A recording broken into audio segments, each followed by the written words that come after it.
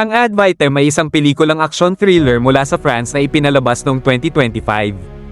Ang pelikula ay sumusunod sa kwento ni Frank Lazareff, isang dating miyembro ng elite police unit na tinatawag na GIGN, na napag-iiwanan ng kanyang tahimik na buhay matapos ma-involve sa isang matinding pagsasabuatan. Ang pamagat ng pelikula, Ad Vitam, ay isang Latin na parirala na nangangahulugang para sa buhay at ito ay sumasalamin sa pangunahing tema ng pelikula, ang sakripisyo at ang pakikibaka para sa kaligtasan ng pamilya. Ang kwento ay nagsisimula sa tahimik na buhay ni Frank at ng kanyang buntis na asawa, si Leo. Ngunit, ang kanilang buhay ay nagbago nang bigla na lang silang salakayin ng mga kalaban at dukutin si Leo. Dito nagsimula ang kwento ng paghahanap ni Frank sa mga sanhi ng pagdukot kay Leo at ang mga lihim na lumabas mula sa kanyang nakaraan. Ang pag-imbestiga ni Frank. Habang si Frank ay nagsisiyasat, napagtanto niyang ang pagkidnap kay Leo ay hindi isang simpleng insidente lamang. Nagsimula siyang magtulungan sa mga kaibigan at mga dating kasamahan mula sa GIGN upang tuklasin ang mga puwersang nasa likod ng pagdukot. Natuklasan niya ang mga koneksyon nito sa isang malaking pagsasabuatan na naglalaman ng mga lihim at mga matataas na posisyon sa lipunan.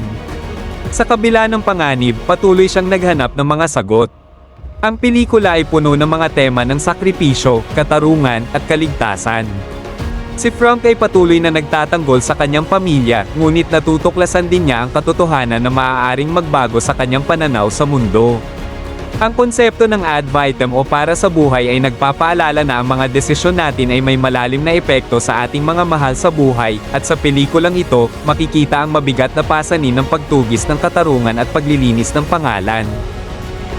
Habang si Frank ay patuloy na nag-iimbestiga, ang pelikula ay puno ng mga intense na eksena ng aksyon. Makikita ang mga labanan, habulan, at ang mga pagsubok na kinaharap ni Frank upang makuha ang mga impormasyon at mailigtas ang kanyang asawa. Ang mga eksenang ito ay lumikha ng tensyon at suspense na nagpapanatili sa mga manonood na maghihintay sa mga susunod na kaganapan. Kasama rito ang isang komplikadong pagsabog at mga takot na nangyayari habang nagpapatuloy si Frank sa paghahanap ng mga kalaban.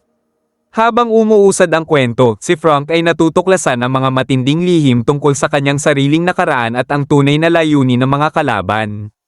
Ang mga pakikisalamuha niya sa mga dating kasamahan at ang mga bagong kaalyado ay nagbigay ng mga bagong impormasyon na nagpalalim pa sa kwento. Ang mga paghihirap ni Frank sa paghahanap ng katotohanan ay nagpapaalala sa atin kung paano ang mga lihim ay may malalim na epekto sa ating buhay. Sa huling bahagi ng pelikula, makikita kung paano pinili ni Frank ang sakripisyo para sa kanyang pamilya. Nagsisilbing tanong ang Ad Vitam sa mga manonood tungkol sa halaga ng buhay, ang sakripisyo para sa mga mahal sa buhay, at ang tunay na layunin ng mga desisyon na ginagawa natin. Ang pelikula ay nagtatapos na may kalituhan at mga hindi nasagot na tanong, ngunit sa kabila ng lahat ng ito, ipinamamalas ng Ad Vitam ang pagnanasa ng isang tao para sa hustisya at kaligtasan ng pamilya, anuman ang halaga nito sa buhay. Ang Ad Vitam ay isang pelikulang puno ng aksyon, misteryo, at mga pagninilay tungkol sa buhay, pag-ibig, at kaligtasan.